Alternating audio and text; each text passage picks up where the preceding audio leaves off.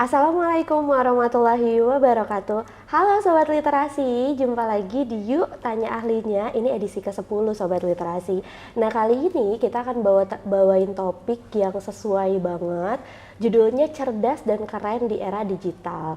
Nah, Intan gak sendirian tentunya, sudah hadir tamu istimewa kita. Di samping Intan, Ibu Nurul. Halo Ibu. Halo Intan, apa kabar? Alhamdulillah baik. Di samping Intan ada Dr. Nurul Hermina, SEMM. Beliau adalah dosen di Universitas Widya Tama. Sedikit Intan bacakan CV Ibu, gak apa-apa ya Bu? Siap. Ya? Siap. Beliau ini menempuh pendidikan S1 di Universitas Pajajaran. Beliau juga melanjutkan S2-nya, Master in Management di Telkom University, dan menempuh Doctoral Management Business in Strategic Manajemen di Universitas Pajajaran. Selain rekam pendidikan yang juga keren banget nih, beliau juga merupakan Senior Marketing Manager Enterprise Division di PT Telkom, juga sebagai Head of Magister Management Program Studi di Widya Tama University.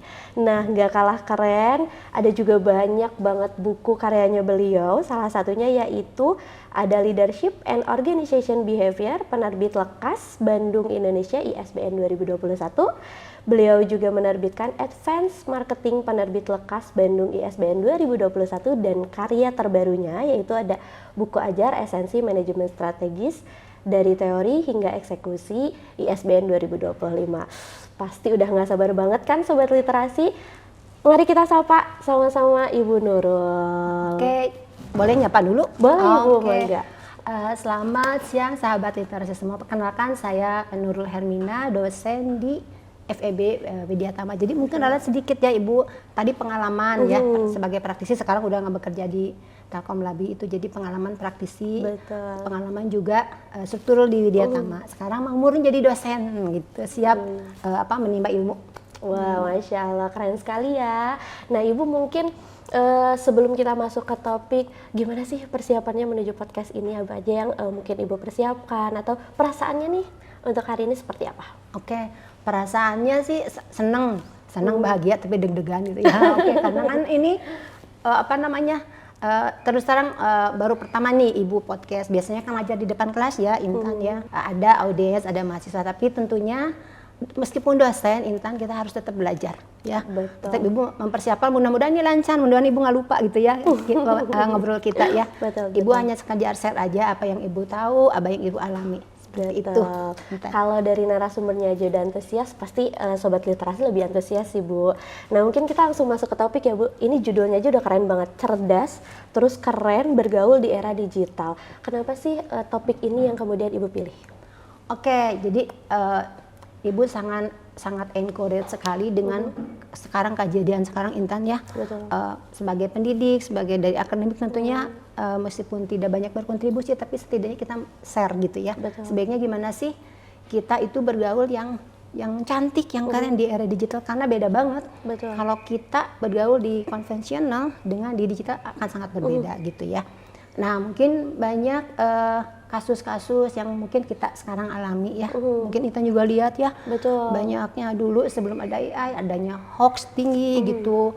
Apalagi ini cyberbullying, banyak banget gitu kejadiannya, ada pencemaran nama baik seperti itu. Nah, mungkin kita akan ngobrol sekarang sebetulnya harus bagaimana sih gitu ya.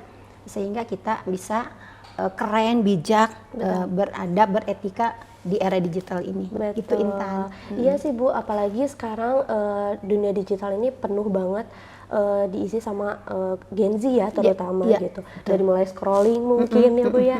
Terus itu tadi penyebaran hoax, dan memang sekarang tingkat yang paling parahnya itu di bullying gitu. Betul.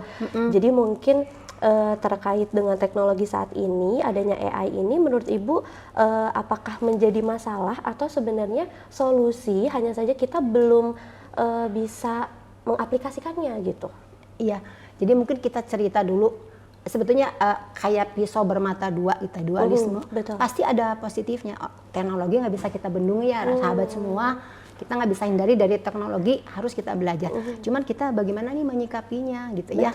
Apakah si teknologi itu akan jadiin peluang atau jadi dampak negatif? Itu kan kita harus bijak di situ gitu ya. Nah, mungkin kita lihat nih dulu kan sebelum ada teknologi AI gitu ya, banyaknya dia apa coba hoax ya, betul. bullying nama baik, apalagi pencemaran nama baik, cyber crime. Nah sekarang setelah ada AI makin canggih nih tantangan dampak negatifnya karena teknologinya makin canggih. Betul. Mungkin Intan sempat dengar deepfake gitu ya. Ah iya betul. Deepfake betul, itu betul. pertama itu sekarang banyak banget nih. Jadi kayak ibu bukan ahli teknologi tapi ibu sering lihat deepfake itu apa gitu. Jadi kayak manipulasi, rekayasa dari teknologi menyerupai kita. Jadi behavior kita, wajah kita, audio, video, suara kita persis gitu ya. Jadi kayak misalnya Intan sama ibu tiba-tiba ada nih di video gitu ya, padahal bukan kita, Betul. menyampaikan hal-hal yang sangat negatif. Nah itu deepfake namanya itu ya. Yang kedua krisis keamanan data. Ya sekarang kan banyak yang bocor ya. Nah mungkin bukti hasil survei aja ya, ternyata Indonesia itu menjadi apa ya 10 negara yang memang tinggi deepfake-nya. Jadi hampir meningkat 1.500%. Itu hasil tadi ya. Hasil tadi dari namanya VIDA. Jadi dia yang mengeluarkan sertifikasi elektronik. Nah, melakukan survei bahwa Indonesia tuh naik di deepfake-nya sampai 1.500% gitu ya. Sayangnya juga dari hasil survei itu rekan-rekan 90%-nya digunakan konten negatif gitu. Itu ya. Nah, yang ketiga juga mungkin masalah ada namanya tuh algoritma ya mungkin. Betul. Ya algoritma mungkin ibu juga nggak menjelasinya gimana karena bukan orang teknologi tapi intinya mungkin kita pernah ngalami nih. Betul. Jadi kayak kita tuh diarahin ke satu hobi suka gitu ya terus menerus ya. Betul. Begitu kita klik misalnya kita seneng sesuatu objek, seneng kucing lah mungkin yang bagusnya kucing ya. Nah si algoritma itu terus akan menampilkan kesana pikiran kita tuh kesana. Nah, bagusnya kalau positif ya, kalau yang negatif pikiran kita kan ke sana terus. Betul. Jadi pikiran kita tuh critical thinking kita itu diarahkan ke arah yang jadi satu kayak apa sih, nggak bisa berpikir ke aneka ragaman informasi yang lain. Itu ada namanya algoritma. Itu yang sekarang teknologi yang apa namanya muncul gitu. Betul. Ya seperti itu. Itu negatifnya Intan gitu. Iya sih betul. Deepfake itu sekarang banyak banget ya Bu digunakan sama Gen Z, apalagi mungkin yang punya idola dia belum bisa ketemu, yang akhirnya dia edit tuh pakai Gemini AI kalau sekarang ya Bu ya. Jadi seolah-olah ketemu dipeluk gitu ya. Itu betul sekali. Dan itu memang menimbulkan pro kontra yang pada akhirnya mungkin kalau untuk dirinya pribadi tidak di-share ke publik itu tidak menimbulkan kehebohan mungkin ya. Betul. Tapi begitu di-share dan mungkin idolanya sudah berkeluarga kan mungkin negatif ya Bu ya jadinya. Jadi memang kecanggihan teknologi ini akan membawa dampak ke negatif atau positif itu tergantung kepada kita. Kita cerdas bagaimana menyikapinya seperti itu. Jadi buat sobat literasi juga hati-hati ya dalam bermedia sosial, terutama scrolling tadi ya Bu ya. Iya, karena pasti terjebak di algoritma yang tadi Ibu sebutkan gitu. Jadi kalau Ibu tambahkan, kalau untuk mahasiswa nih ya Intan, maaf Ibu potong. Kayak musuh terselimut gitu ya. Iya, jadi sadar kan kita teh malam terus aja sampai lupa. Jadi kayak ada tiap kita mau belajar ada notif, ada doom namanya doom scrolling. Jadi sehingga kita doom scrolling tuh kita scrolling tapi isinya yang serem, yang kriminal, yang pokoknya serem-serem gitu ya. Nah kadang-kadang kita kebawa ke sana sehingga tercipta mental health kita jadi stres, depresi. Kalau kitanya nggak cerdas, nggak kuat gitu ya, waduh kayak misalnya dulu kan ada gempa sesar apa sih? Sesar Lembang ya Bu ya. Itu kan kalau begitu klik kita lama di situ terus informasi itu kan datang ke kita. Betul. Macam-macam lah. Nah, itu kita harus bijak gitu di situ. Karena akan menyebabkan mental health kita terganggu juga gitu. Betul. Kalau tadi mungkin kita sekilas bahas dampak negatifnya di Bu nih. Kan seperti yang Ibu bilang ya, seperti dua mata pisau gitu. Kira-kira apa sih yang sobat literasi belum tahu Bu mengenai dampak positifnya justru dari perkembangan teknologi di era digital saat ini? Dampak positifnya banyak banget sebetulnya Intan ya, tergantung kita tadi menyikapinya ya. Mungkin pertama untuk kaum muda nih, para mahasiswa, tentunya di situ banyak banget nih platform-platform terobosan ilmu knowledge yang sangat luas ya. Kita akses secara global Intan ya. Apapun informasi kita dapat di situ. Asal kita cerdas menggunakannya gitu ya. Mungkin juga sertifikat global ya yang tidak berbayar pun banyak. Asal kita mau di situ belajar itu bisa jadi personal branding kita. Kemudian para UKM, para startup itu bisa loh di situ misalnya mengajukan kayak bisnis plan gitu ya, tanpa biaya. Tentu para investor akan melihat bagus nggak seperti itu. Mungkin juga kita juga bisa menjual personal branding kita di situ. Bagaimana sih kompetisi bakat kita di situ tanpa harus birokrasi ya. Nah itu banyak banget. Jadi memang kalau dari segi dampak positifnya ini semua stakeholder dapat ya Bu ya. Jadi dari kita mungkin mahasiswa kalau misalnya mau berkarya, yang asik menulis bisa mudah di-share mungkin ya. Kalau dulu kan harus nyari penerbit yang sulit mungkin. Kalau sekarang di-up di Instagram FYP. Iya ada MVP minimum viable itu kan Intan pinter ya update ya seperti itu. Jadi mudah sekali sepanjang kita betul tepat menggunakannya gitu. Betul. Jadi jangan terus dilihat yang negatifnya, tapi juga dikembangkan yang positifnya ya Bu ya. Jadi betul clue-nya Intan, si ancaman itu digeser lah ke jadi peluang. Gitu intinya gitu.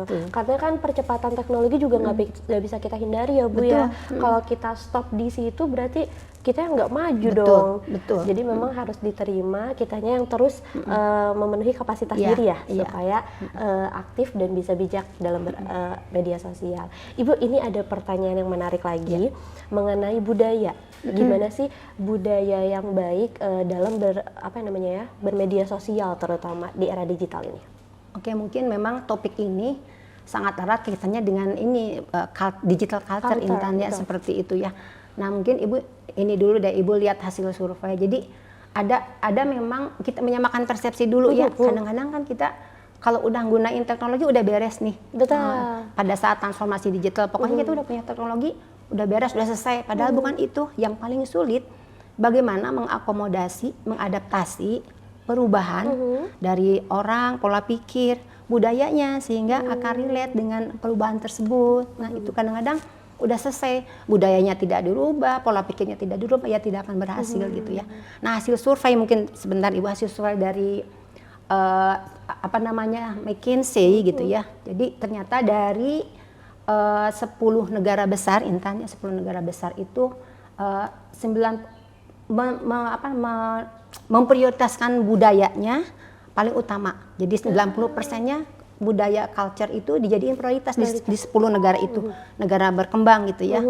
Nah hasil survei juga menyatakan bahwa ternyata hambatan utama dari perusahaan, Ibu bicara di perusahaan dulu, hambatan utama dalam transformasi digital adalah pada budayanya Intan gitu ya, penerapan budayanya. Satu lagi survei yang sangat bagus, jadi dari 40 kalau nggak salah 40 perusahaan yang melakukan transformasi digital itu ternyata yang berhasil meningkatkan 5 kali kinerja perusahaannya, keuangannya itu adalah yang memang melakukan budaya culture. Sisanya 20% tidak berhasil. Itu buktinya kenapa sangat penting ya budaya itu contohnya di perusahaan ya, tentu Ibu bicara perusahaan nih. Tapi kalau perusahaan kan dia punya pegawai, punya individu gitu ya. Pasti dia harus menyesuaikan ke pegawainya berperilaku seperti apa gitu ya, yang beretika. Istilah sekarang kan netinet ya, etika berinternet. Ya, itu bagaimana seperti itu. Nah, kalau misalnya untuk para kaum muda nih, mahasiswa gitu ya. Nah, netinet ini harus diperhatikan gitu ya. Bagaimana kita beradab, sopan gitu ya. Paham juga bagaimana sih budaya-budaya yang memang orang kita akan mau komunikasikan seperti itu. Gitu, yang tepat itu konsep budaya yang seperti apa Bu? Kalau untuk kami para mahasiswa ini?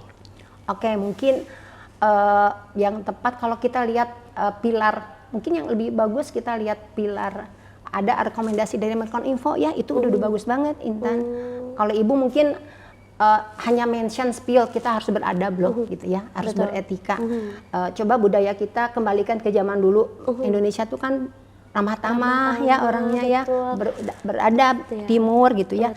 Mungkin satu lagi sebelum Ibu lupa, jadi sebelum ada teknologi AI ini, kita itu di Asia dicap sebagai negara netizen yang paling tidak sopan. Iya betul. Pernah nggak dengar di Kompas ya kalau salah ya? Nah itu kan coba kita kembalikan itu sekarang secara bertahap. Nah itu ada ini Intan, ada dari Menkominfo itu ya, ada bagaimana literasi digital, bagaimana kita berinteraksi secara digital seperti itu. Ada 4 pilar kalau nggak salah di situ ya. pertama digital skillnya ditingkatkan gitu ya. Jadi kita tidak hanya mengkonsumsi si platform, hafal dulu menggunakannya mana yang secara baik gitu ya. Netinet ya, beretikanya gimana nih? Nah itu detail, Ibu nggak bisa bicara detail di situ. Silakan nanti lihat di situ ya. Yang ketiga safety ya, digital safety. Iya, betul. Dari kita sendiri, mungkin dari mahasiswa kita kaum muda, cek masing-masing keamanan, password dan sebagainya ya. Yang keempat tentunya budaya.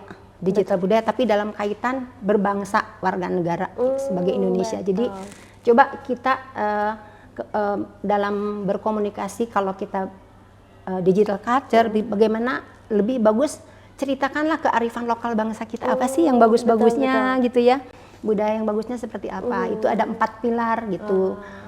Untuk kaum muda juga itu bisa ya. Itu yang mengeluarkan Menkominfo itu pada saat kita literasi digital gitu, Intan.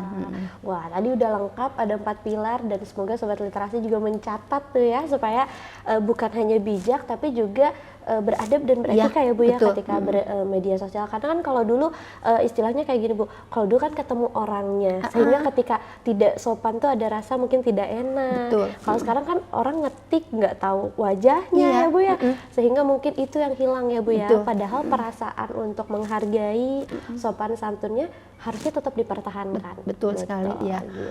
Nah Intan, kalau misalnya konvensional kan kita ngobrol, misalnya kita bertengkar nih, kan ada yang tahu ya, Betul. emosi mengeluarkan kebencian. Konvensional ada yang tuh, once kita di digital, Betul.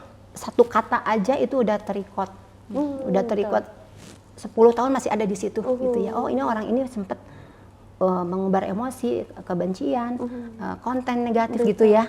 Nah itu hati-hatinya kalau di digital, apalagi mahasiswa nih, rekan-rekan semua yang memang masa depan masih cerah ya, be careful, hati-hati gitu, seperti itu.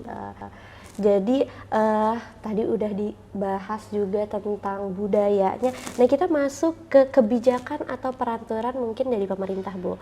Seperti apa sih mengenai kebijakan di era digital ini gitu?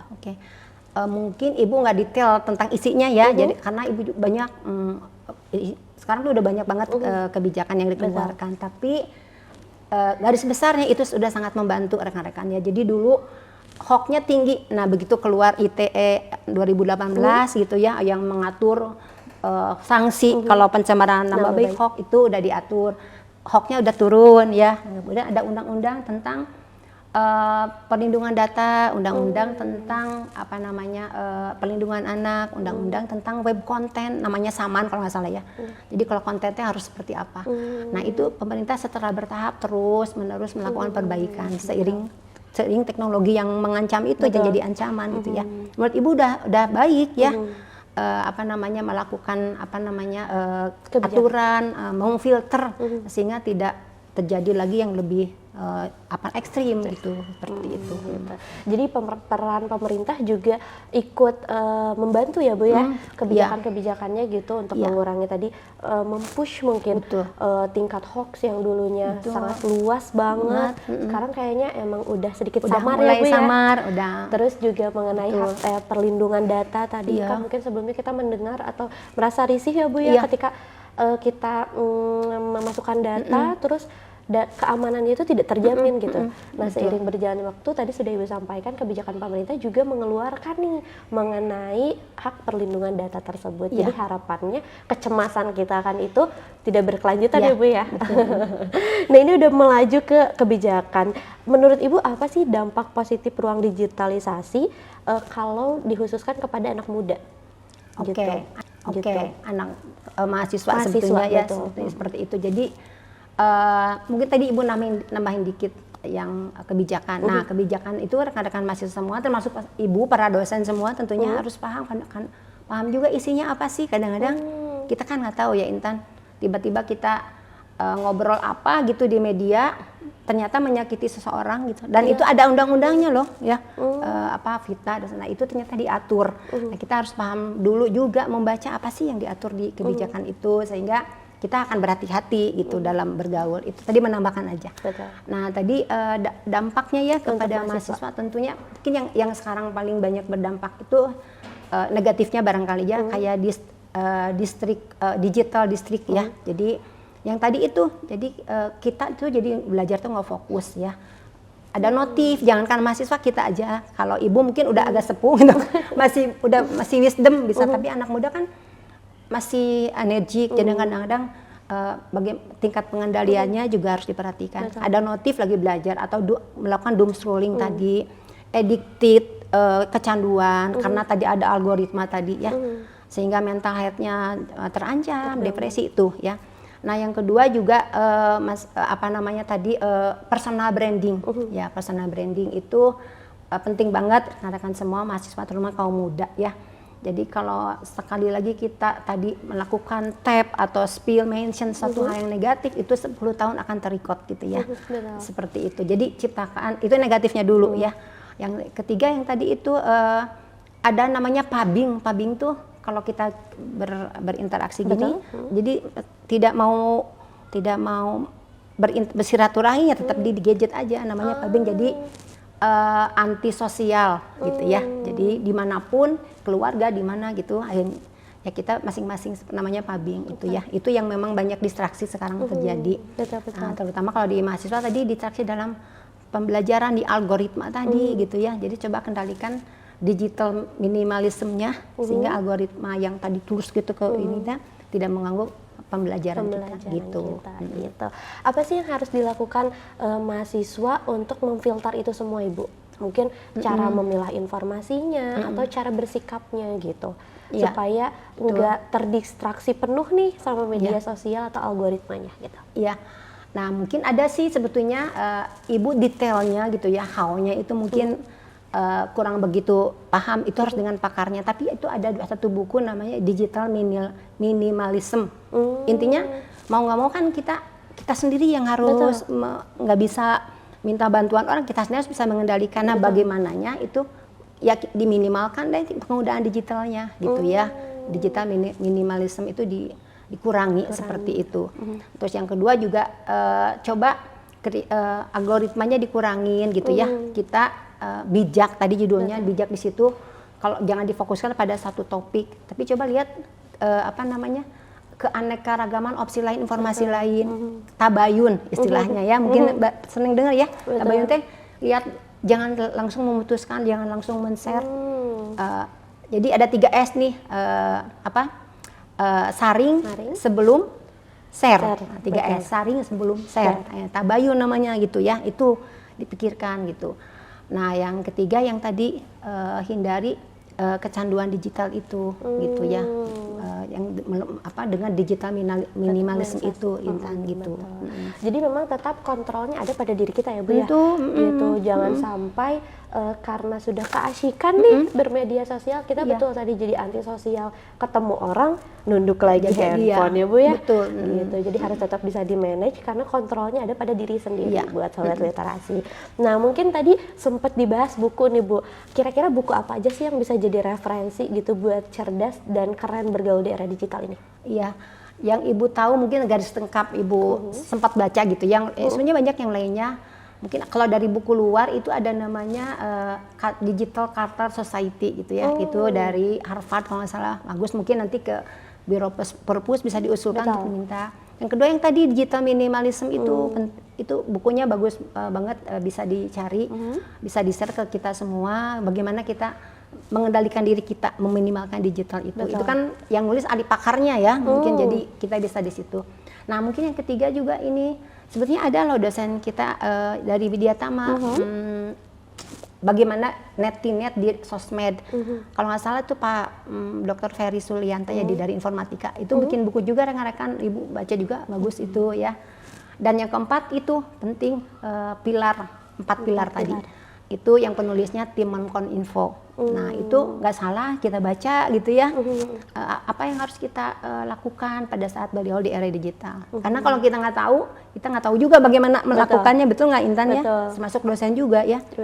Jadi pada saat mengimplementasikan kita nggak ngasal, ada teorinya, ada akademiknya gitu. Nah tadi bahas buku, karena Intan juga udah spill Ibu itu adalah penulis buku juga. Nah di depan sini udah ada buku terbarunya Ibu ya, Esensi Manajemen Strategis. Sebenarnya ada pembahasan apa sih Bu? Ada yang relate sama topik kita hari ini di buku ini?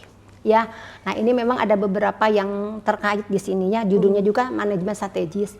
Jadi penggunaan teknologi itu tidak sendiri, tiba-tiba ujuk-ujuk kita pakai teknologi, enggak. Betul. Jadi kumaha sih perusahaan tuh mau dibawa kemana, ke arah kemana. Misalnya oke, kita mau lakukan digital transformasi.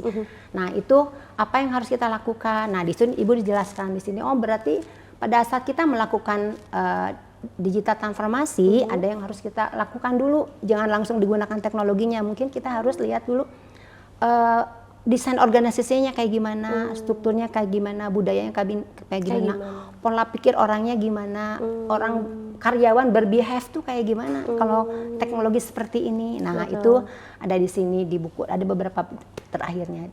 Salah satunya ada di situ. Nah Sobat Literasi, bukunya juga udah disimpan beberapa sampelnya ya Bu ya di perpustakaan Widya Tama. Jadi buat Sobat Literasi yang mulai kepo nih apa isi bukunya, terutama mungkin buat prodi manajemen ya Bu ya. Iya betul. Gitu. Jadi Sobat Literasi bisa langsung mampir ke perpustakaan Widya Tama ya gitu. Udah ada bukunya di sini yang warna coklat ini gitu. Selamat membaca. Nah kita tadi udah klimaks banget ya Bu ya pembahasannya. Ibu, ini mungkin pertanyaan yang lebih mengkhususkan kepada mahasiswa. Mahasiswa ini kan sering mengalami burnout nih ketika sedang scrolling, dan tadi dibahas juga sulit fokus ya ketika belajar gitu. Selain mematikan notifikasi, adakah filosofi yang lebih mendasar untuk mengendalikan si teknologi itu sendiri? Iya, mungkin kembali ke yang tadi Ibu sampaikan ya, yang penting pengendalian kitanya. Jangan sampai kita dikendalikan oleh teknologi. Kebalikannya, kita harus bisa mengendalikan teknologi. Tidak haram loh kita menggunakan teknologi. Contohnya, tentu sekarang lagi viral teman-teman, kita pakai ChatGPT, pakai Gemini. Dosen juga pakai Intan, ya. Tapi itu untuk membantu, bukan menjadi mengendalikan kita. Bukan kita misalnya gini, udah semuanya ambil dari ChatGPT informasi, tidak seperti itu. Betul. Kita harus menyuruh si ChatGPT itu apa yang kita perlukan. Kita bisa mengendalikan. Intinya kita harus paham apa ilmu kita apa, ya. Tujuan kita apa sih masuk ke ChatGPT itu, ya. Tujuan kita misalnya membuat skripsi, membuat tesis, apa yang kita perlukan dari ChatGPT. Harus punya patternnya dulu, jangan sampai diserahkan semua ke ChatGPT. ChatGPT itu belum tentu betul juga gitu ya, gitu. Apalagi yang gratis, gitu ya, rekan-rekan ya. Hati-hati itu. Intinya bagaimana teknologi kita kendalikan, bukan di sebaliknya gitu ya. Nah yang kedua kembali lagi dikurangi digital minimalism, jadi sehingga kita lebih ke berpikir kritis, critical thinkingnya akan meningkat gitu ya.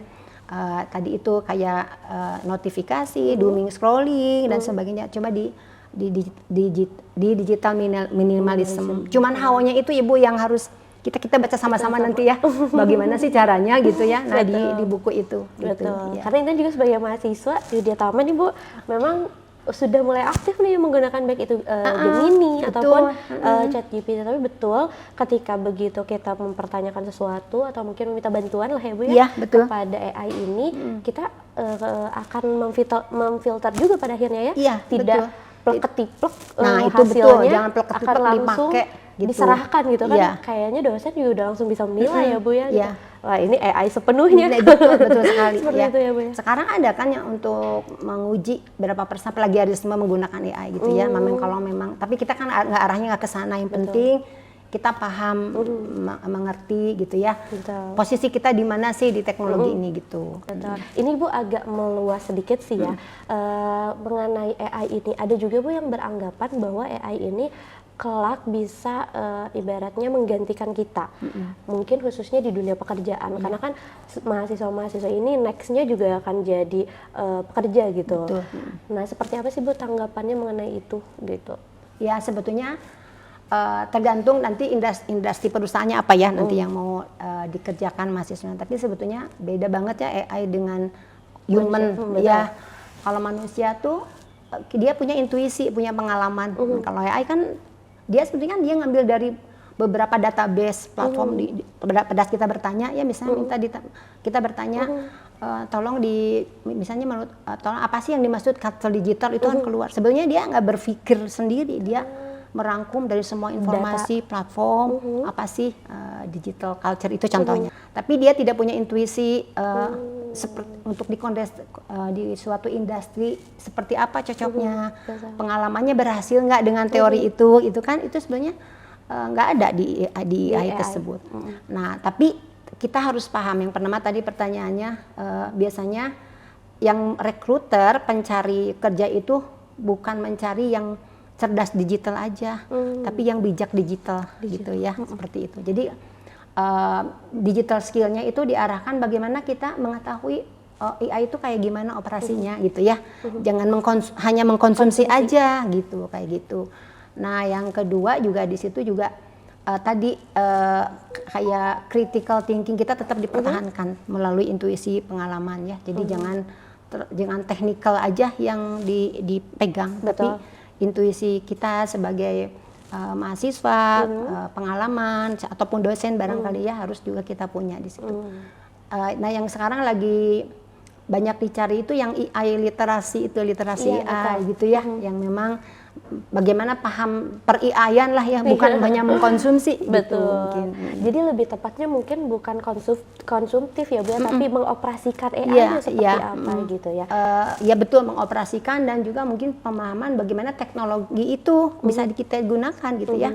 Mana yang digunakan, mana yang tidak, mana yang memang bisa dalam suatu industri tertentu, tentunya karena akan berbeda-beda. Betul. Nah, ini tadi udah melebar ke ranah pekerjaan. Ini kalau nanti kita sampai di dunia kerja nih Bu, apa sih yang lebih penting? Apakah IPK tinggi yang mungkin sebelumnya itu menjadi acuan kami sebagai mahasiswa, atau malah digital footprint itu gitu? Jadi rekam digitalnya mungkin gitu. Seperti apa Bu? Menurut Ibu dua-duanya juga penting ya, IPK-nya bagus. Tapi yang paling sekarang tambahan nih di era digital, tambahannya sekarang itu digital footprint itu penting banget gitu ya.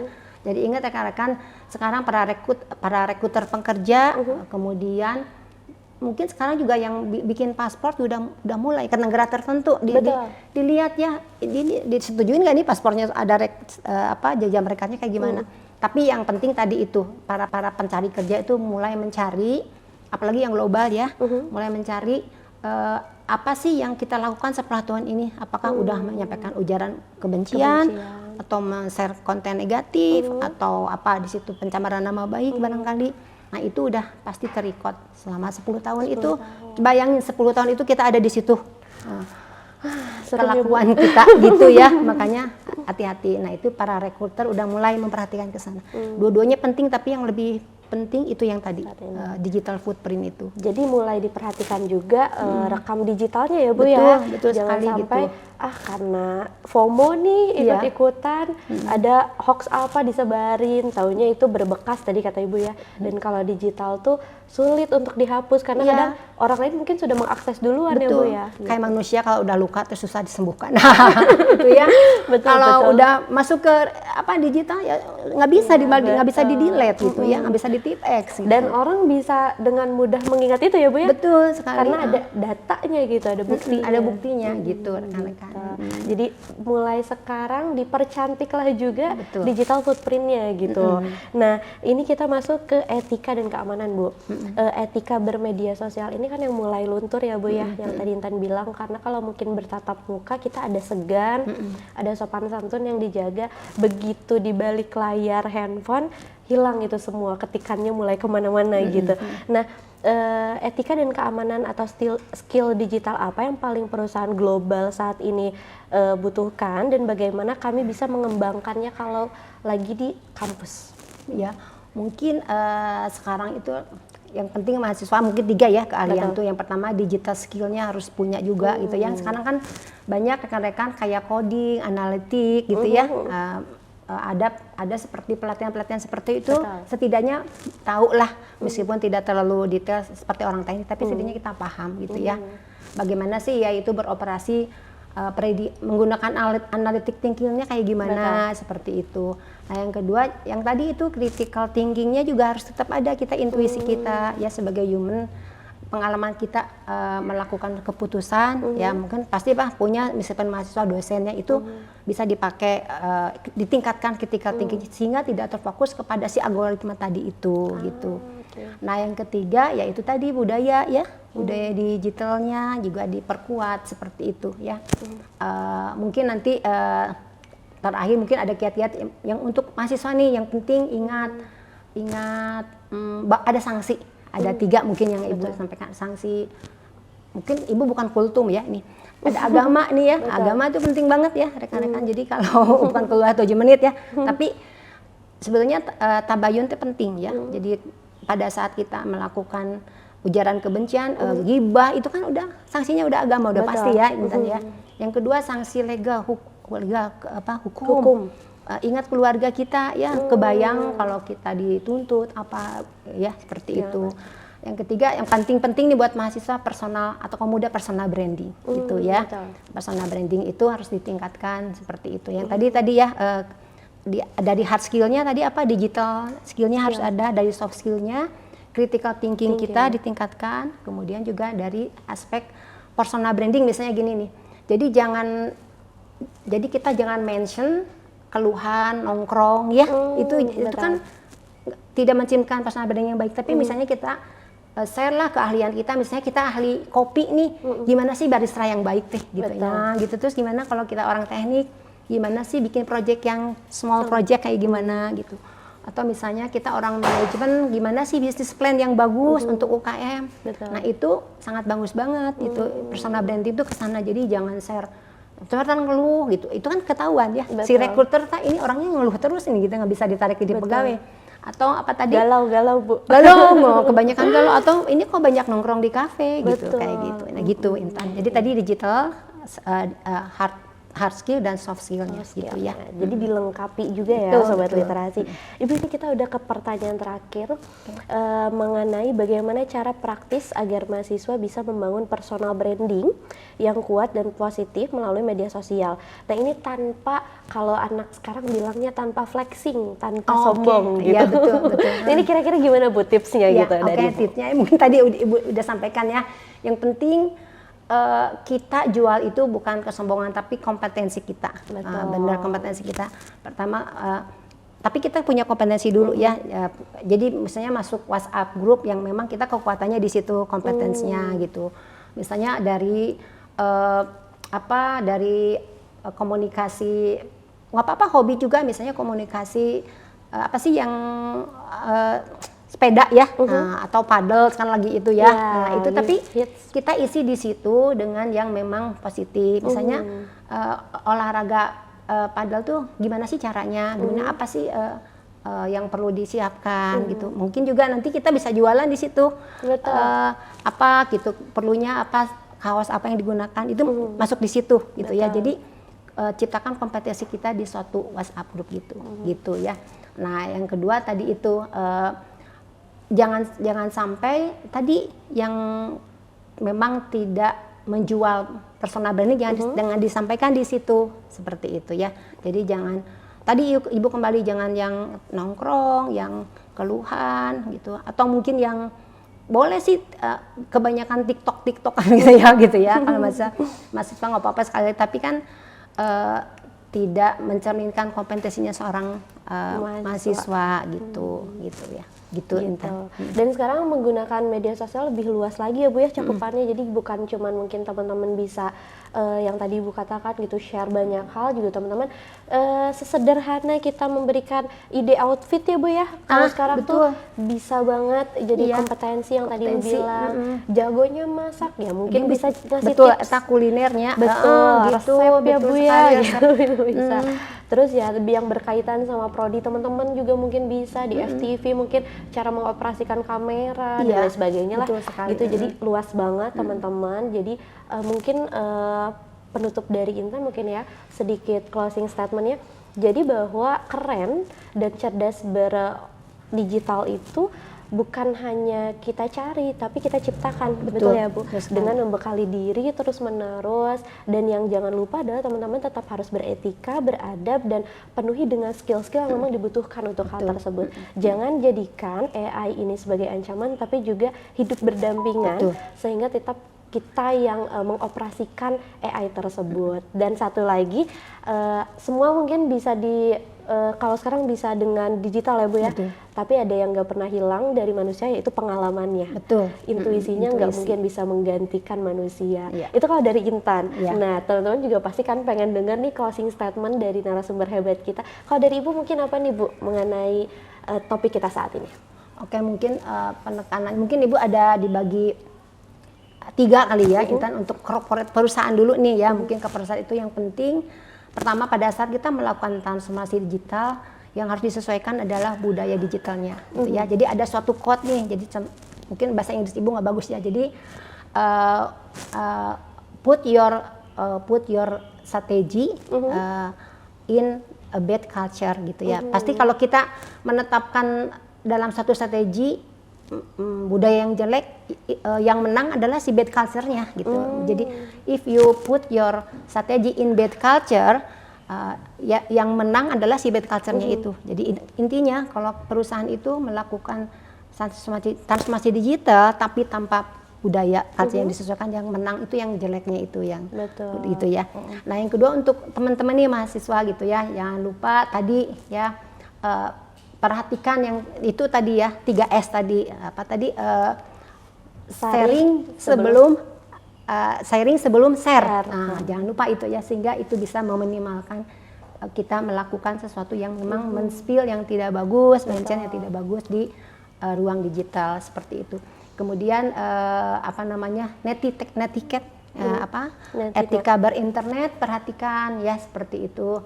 Dipelajari itu, bukan dipelajari juga, tapi mungkin dilihatlah tata caranya gimana di itu ya, di 4 pilar dari Menkom itu nggak ada salahnya kita lihat gitu ya. Betul. Bisa kita implementasikan di situ. Gitu. Mungkin yang terakhir juga tadi ya, yang penting ingat itu yang 3 ya Ibu, yang yang pertama itu aspek agama gitu ya, jangan lupa nih tabayun. Yang kedua aspek legal, perhatikan, ingat personal branding, 3 itu ya. Nah, kalau 3 itu kita ingat-ingat, mungkin itu akan memfilter kita untuk melakukan hal yang tidak beretika di ruang digital. Itu Intan kali ya. Gitu. Wah, keren banget. Kalau teman-teman perhatikan dari awal sampai akhir isinya daging semua nih. Jadi mudah-mudahan bisa menjawab pertanyaan teman-teman sobat literasi juga, dan selain itu juga teman-teman bisa lebih beretika lagi ya Bu ya. Tetap fun bermedia sosial tapi juga bijaksananya jangan lupa gitu. Iya. Ibu terima kasih banyak untuk Sama-sama, kesempatan Intan. berbincang hari ini. Jangan kapok Iya. main di Yuk Tanya Ahlinya. Sehat-sehat Ibu. Sama-sama. Mungkin kita tutup bersama podcast Yuk Tanya Ahlinya hari ini. Wassalamualaikum warahmatullahi wabarakatuh. Waalaikumsalam.